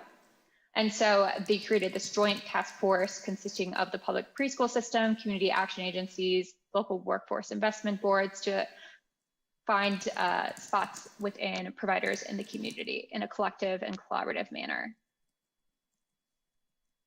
Our fourth question was, what is the cost to deliver early childhood programming to children? Cost for early childhood is based off of several components that we put underneath personnel and non-personnel costs. Personnel can refer to the size of the program, ratios and group sizes, staffing decisions, and salaries, whereas non-personnel reflects facilities, materials, supplies, and resources. To provide you all a holistic view of the cost of early child care in the community, we utilized Child Care Aware of Virginia data from 2021, as indicated in this table here. As you can see, preschool ages 2 to 3 is about 192 per week and 177 for children ages 4 to 5.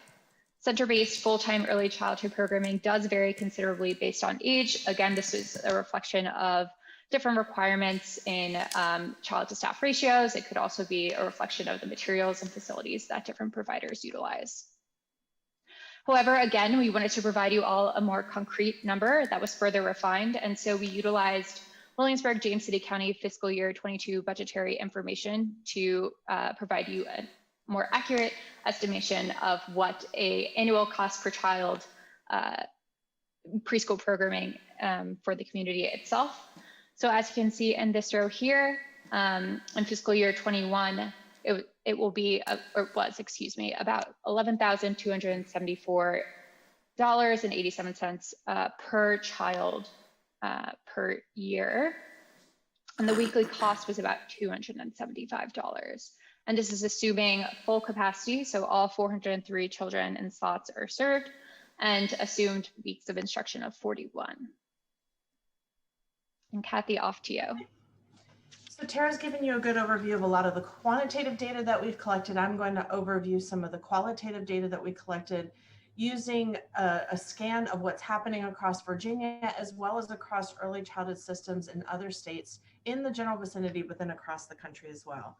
So to answer the question, is it better to have preschools in an elementary school building or in a separate building? The answer is it highly depends on context, and you'll find that is my answer to the next couple of research questions. However, what we've developed is a series of pros and cons that we presented to the school board last night to consider as they're making their decision.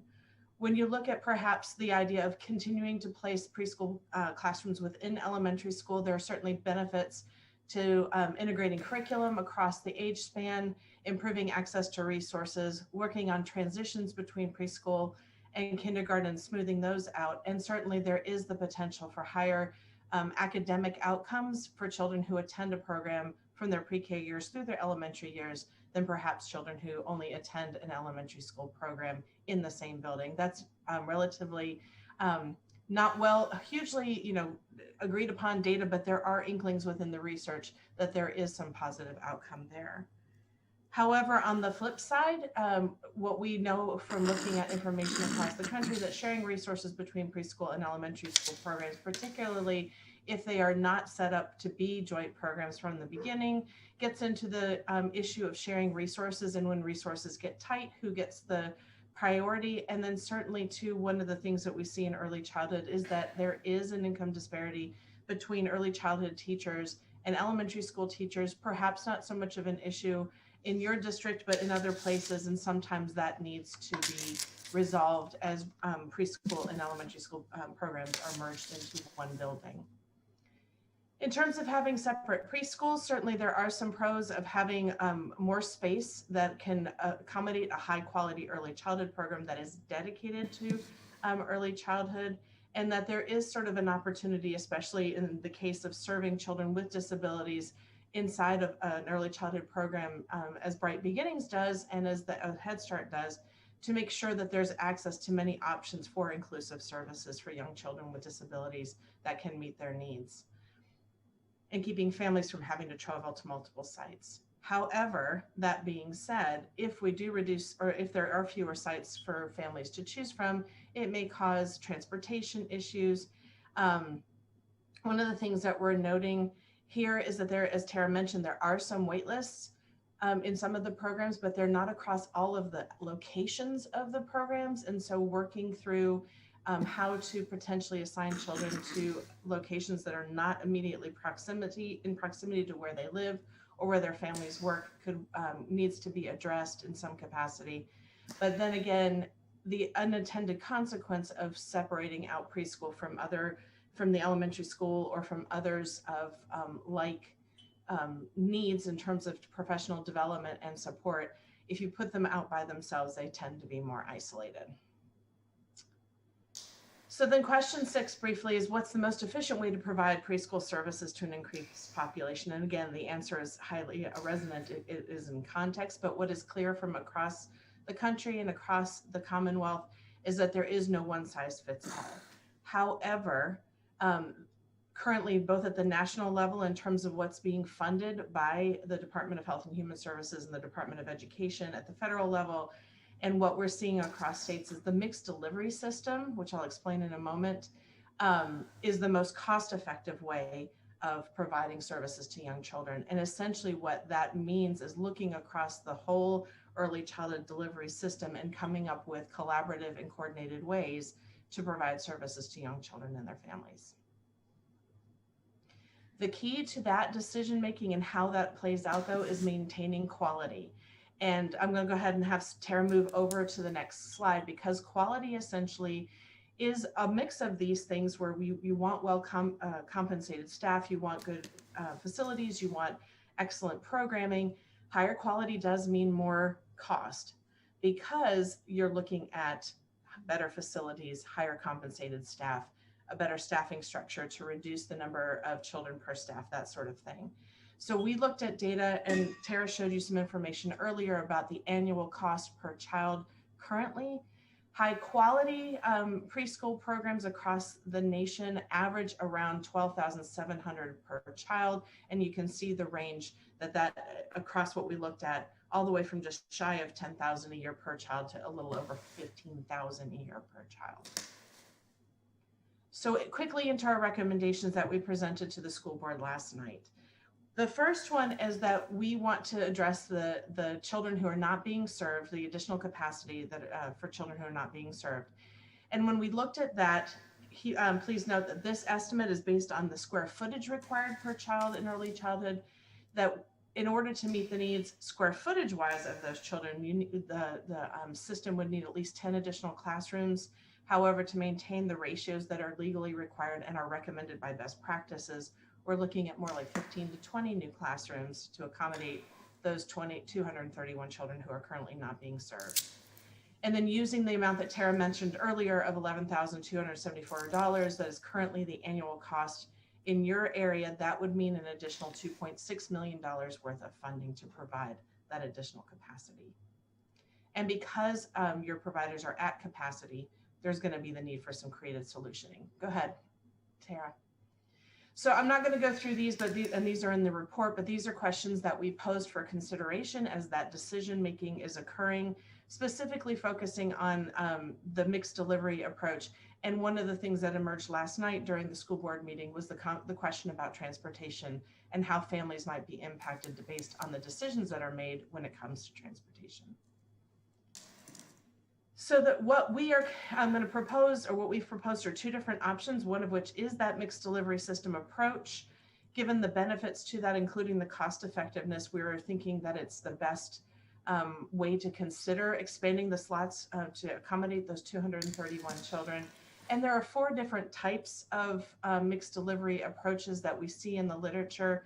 The most commonly used is that subcontracting one that is highlighted at the bottom and is described in more detail in the report.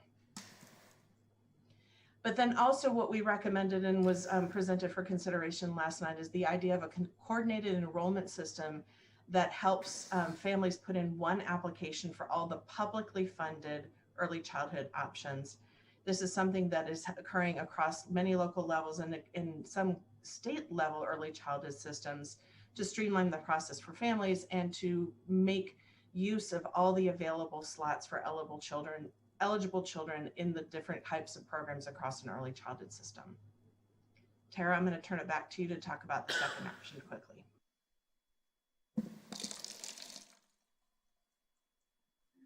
There we go. Thank you. So our second option is to allocate additional classrooms in existing or new WJCC K-12 schools to preschool. Kathy spoke about the various benefits to integration of preschool into K-12 buildings. And we know that Bright Beginnings currently is at or very close to capacity, and they do not have space to serve an additional 231 eligible children, and thus more space is needed.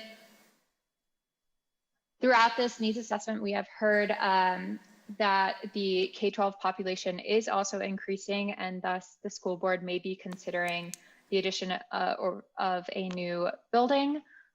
If that is the case, we urge the decision-making bodies to consider the inclusion of a preschool wing or several preschool classrooms in that new build, depending upon the cost and the number of children that the decision-making bodies have prioritized to serve. At this point in time, we do not recommend the consolidation of preschool locations. As we know, geographic location is a very important factor to families when they decide what public provider or provider in general makes sense for their children and their family. And so we do not recommend it. If the decision-making bodies decide to go ahead with that option, we encourage them to start small, if you will. So maybe close one location, wait and see how the community reacts and responds for a year or two, and then go from there.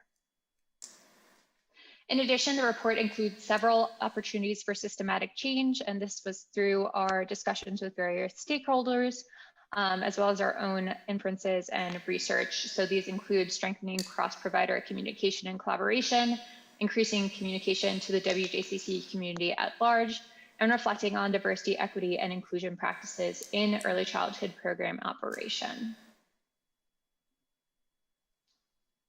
And that is it in terms of our presentation. Thank you. I know it was a lot of information to present to you all, but there were a lot of great questions and a lot of good information collected that we wanted to share. And I'll open it up for questions at this point in time. Well, Ms. Adams, Ms. Gillespie, thank you for taking the time to be with us today and providing this information. I think the final recommendation of not consolidation but I think it's good news. It's not something that I ever thought was a good idea. It just seemed to me that there's too many elements of transportation and lack of cross service from other individuals, administrative staff and teachers that could be available to help. So, anyways, I think that's a good outcome. But Vice Mayor Dent and Councilwoman Ramsey serve as a school liaison, so I'll turn to Vice Mayor Dent, if you have any questions or comments. Yeah, I don't have any questions. Again, thank you for the presentation. There's a lot of data to absorb there, but obviously the last couple slides being the most meaningful where the recommendations are, and I agree with the mayor in the benefits of having the preschool integrated into the school system. I guess my question would be for Mr. Trivett or Wendy. So what's the next steps based on this presentation So the purpose of this presentation is to inform the school board's process for how they put together their CIP. The real purpose for the localities was to have ANLAR address the idea of consolidation and whether or not we should be planning for building a preschool facility or a new elementary school. And so their recommendation will be part of the school board's decision-making process on what to do with their CIP. Ultimately, as we know, the decision rests with the funding partner that is James City County and how much they are willing to put toward either one of those facilities. I think the majority of the question that's being answered by ANLAR was asked by James City County.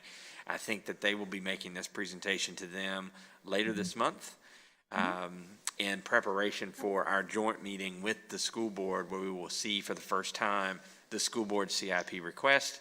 Based on ANLAR's report today, I imagine that the school board's request will reflect a new elementary school as had been previously planned. So from previous presentations from the school board, so we've seen this report that says there's 231 children that are not being served, but our enrollment numbers, we're not just building an elementary school to address the preschool. Are the enrollment numbers indicating that there's a need for an elementary school as well? And that, I think you'll hear that they are. I talked to Dr. Heron last week about this and some other topics, and she said that in preparation for their work with the school board on preparing the CIP, she thought that the enrollment numbers did support moving the schools back into their originally planned placement in the CIP. As you know, they had been moved out a little bit because of COVID low enrollments. She says that has turned around now, and they're seeing that trend again toward the moderate or even the high projections for enrollment, particularly in the elementary schools. thank you. A couple questions, since I don't have the background that the committee members do. So the pre-K child profile, is pre-K typically half a day and is kindergarten a full day? I'll begin to answer that, and then I welcome the folks from WJCC who are in attendance, who run in the preschool sector in your community to answer. That varies depending on the program. So public preschool programs and Head Starts tend to operate more on a school day schedule, not always. And again, this is a globalization not specific to your community. Whereas childcare programs are more likely to run on a full day schedule because they cover the hours working families need. Other private programs may operate half-day programs as well, but there's a mix. When you look across most communities, there's a mix of what is offered between public and private options in terms of hours. So if someone's in a pre-K program for half a day, there could be a need for them to be in childcare for the other half a day. Yes, sir, that's absolutely correct.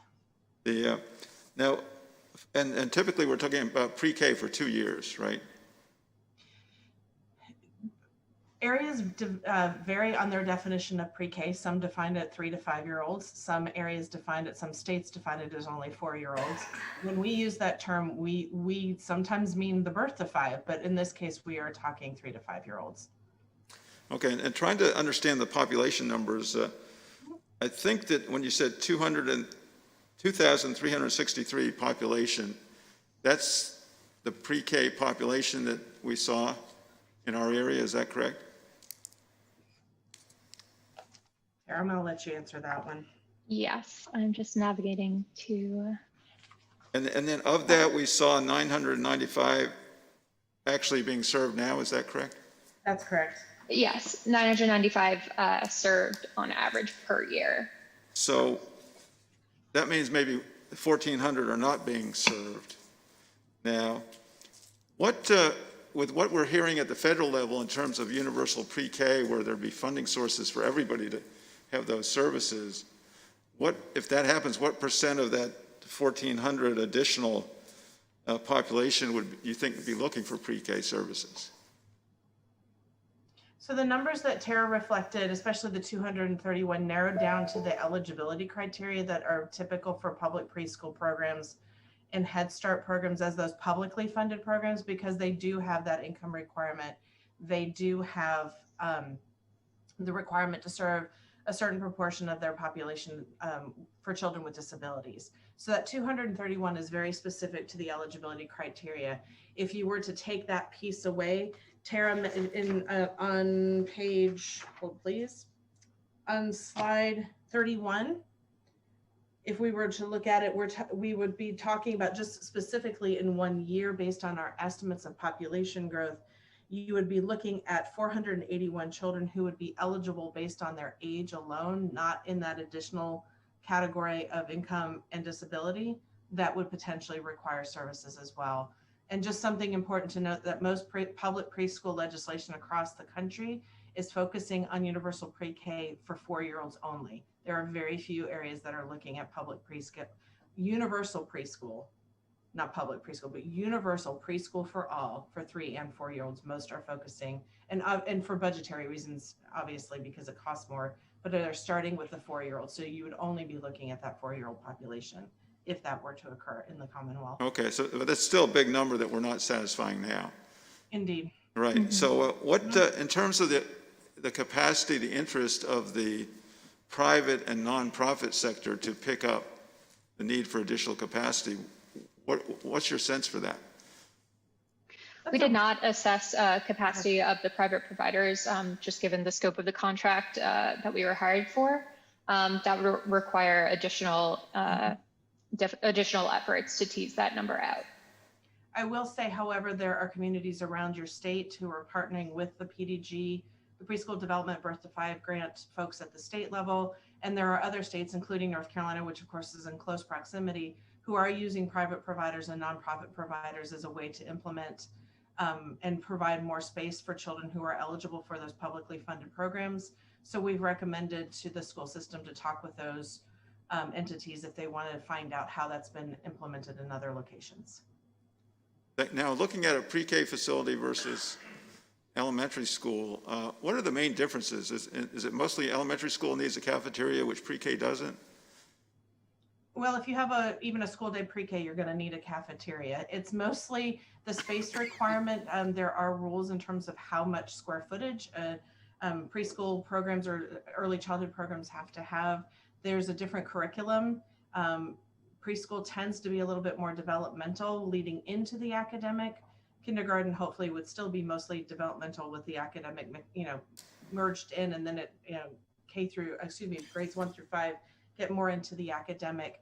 The requirements for education for the staff are probably different, but that's not relevant to the building itself. Really, there is no difference except that you have the potential to connect curriculum, staff, children and families who may have more children in that school when you house a preschool program within an elementary school. It creates a continuity of education that doesn't exist if you have a separate pre-K building. That being said, plenty of really amazing, high-quality preschool programs exist in their separate buildings. So on the recommendation about avoiding consolidation, well, that's the thought. If we add one elementary school, isn't that a consolidation also? The question at hand was whether or not the WJCC area should consolidate their existing 5 programs into fewer numbers of programs and not have the representation across your geography in the program. And we are recommending not to do that simply well, it's not simple, but there, among other reasons, that having, as Tara mentioned, geographic location of program is a major decision factor for families in terms of where and which kind of programs they access.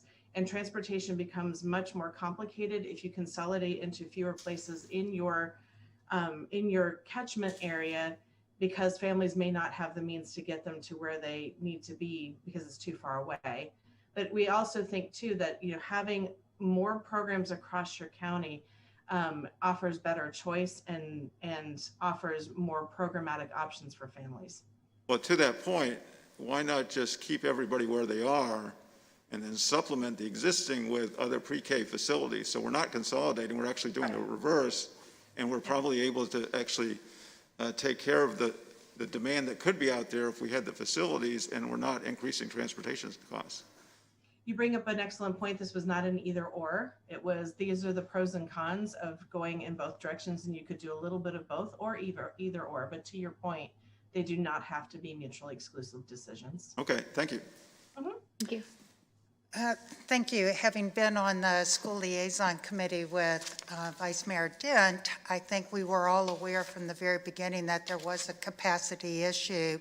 And I guess to me, the primary question that we hope to have answered was number 5, is it better to have preschool in the public schools in the elementary buildings or in a separate building? And to Mr. Maslin's question, I think that the conversation was building an elementary school new, which would have some preschool capability, and being able to spread out the capacity of our existing elementary schools compared to building one preschool building. And I guess I had hoped that the report might say, yes, build an elementary school with pre-K space to spread out, as opposed to if an elementary school was built. And a couple places, like you referenced Newport News as a peer, but I didn't see any solutions there that might apply to Williamsburg. And when you said one size doesn't fit all, what size might fit best for WJCC? And when we say that we need 10 classrooms, where are we supposed to put them? So I guess, having been a member of the liaison committee, I was hoping for a little bit more definitive response before I got to the last page that said, do not consolidate preschool into one building. So no questions per se, just sort of some, comments. We appreciate that, and we appreciate the complexity that comes along with doing this kind of research into what works best. And I wish that I could say that the early childhood system as a whole across our country offers very clear direction in those kinds of things, but they do not. And it is a struggle across the country. And so we appreciate your feedback that we didn't hit that particular mark, but we hope what we did do is provide you with good information that will help the decision making about what to do best for WGCC more evident to those who are making that decision. Well, I think there's still going to be the question, do we build a new elementary school, and what will its cost be, and how is it going to be paid for? Kathy and Tara, thank you very much for the presentation. It was incredibly informative, and I want to go back to really the impetus of hiring Ann Lahr, in that there are advocates on our school board and in our Board of Supervisors and JCC that at least believe then, and maybe still believe, that a new preschool as its own structure is the best solvent for our community. One of the hesitations that you outlined that families might have to enrolling there children is location, that as of right now, that some schools are just too far away. Did you do any look at our area geographically to find where a preschool would be a best fit if we were to construct a new one? Tara, I'm gonna let you answer that one. Sure. We did not do that type of analysis as we did not have student level data to ascertain where exactly the populations were located within the school district. Okay.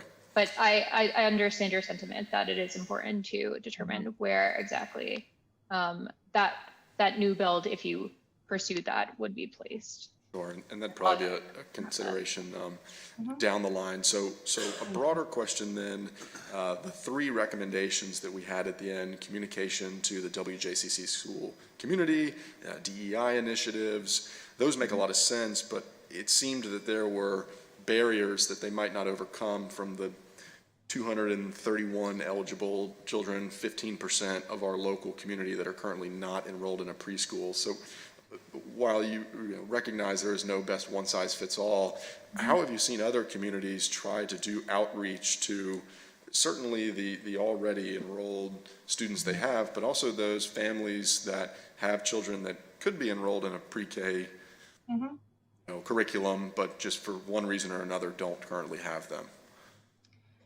That's a really great question. I will give one example of where I've seen it work the best, and I will acknowledge that I'm not sure if the structure to do this exists within the Commonwealth or within your area. I live in Virginia as well, and so I say that being a resident of the state, but not knowing as much as I should sometimes about. I'm a relatively new member of your state, so I know more about North Carolina. You could ask me about anything about North Carolina, and I could tell you that, but where I've seen it work really, really well, to answer your question, sir, is that there are local early childhood collaboratives or commissions that exist and have existed to look at collaboration, coordination, and communication across early childhood programs. And in the communities where that kind of outreach works best, that entity takes on the responsibility of doing the outreach and planning the outreach, and they get very creative in thinking about where are families spending their time and how can we be a part of that community, whether it's the library or the grocery store or where people go shopping, to give information, to post information, to send out information. What are the venues that exist where families are already getting information, and how can they connect to those venues to continue to give out information? I will say one center, even the director spends her Saturdays outside of a Target in an area that is primarily families with low income, handing out flyers about her program that serves low income children and inviting people to apply. So there are many ways to do that, but where I've seen it work the best is in that centralized way where the local early childhood leadership decides to come together in a coalition or a collaborative and to coordinate that and to plan that and implement that as a group. Okay, thank you. You're welcome. Whether we respond with a singular structure or probably what we will in more of a dispersed effort, that might not be a consideration of councils, but at least our school board and those in James City County and already enrolled with pre-K would certainly benefit from having something like that programming. Those are all my questions. Okay, go on. Yes, sir. Just one clarification. I wasn't implying that we would consider one elementary school ad versus one preschool ad. I think it would be good to have a side-by-side comparison of the one elementary school building ad versus a creative approach partnering with the nonprofits and for private to see how do we best take care of the need for capacity. And I think that there are areas that can accommodate it in existing buildings without building a whole building the size of an elementary school. And that actually goes to your point about how do we get closer to the where the children actually live. Thank you. Absolutely, thank you. So again, Ms. Adams and Ms. Gillespie, thank you for taking the time to be with us. I think we all learned a lot and appreciate the value of the information that you provided, and this leads us. Thank you. Thank you. Thank you very much for your time. Okay, so that takes us next to Agenda item D, consideration and adoption of Resolution 21-29, establishing the 2022 City of Williamsburg Legislative Agenda. Yeah, thank you, Mayor. Michelle has a PowerPoint of about 108 slides that she thought she'd go through. But in light of the time, I think what we will say is that we have submitted the legislative agenda. It has not changed from the version that you saw last, and we ask that you would adopt it today. So, any questions or? No questions. We've had the opportunity to provide input and ready to move forward. Okay. Just a comment, you know, the previous assistant city manager established a high bar with video presentations and music. So just thinking in the future, right? Will do. Anything else? No. I have none either. Neither do I. I think it's been well put together, and certainly is a compilation of things that council has talked about and is reflective of some of the needs of some of our community partners. So I'd be happy to entertain a motion. So I move that City Council approve Resolution 21-29 as drafted. Second. Mr. Rogers? Aye. Ms. Ramsey? Aye. Mayor Pons? Aye. Vice Mayor Dent? Aye. Mr. Maslin? Aye. Okay, that takes us to the open forum portion of our meeting, which is, again, the opportunity for anybody to come forward, share their thoughts. Seeing none, we'll close the open forum, and last on the agenda is adjournment. Is there a motion? So I move that we adjourn. Second? Mr. Rogers? Aye. Ms. Ramsey? Aye. Mayor Pons? Aye. Vice Mayor Dent? Aye. Mr. Maslin? Aye.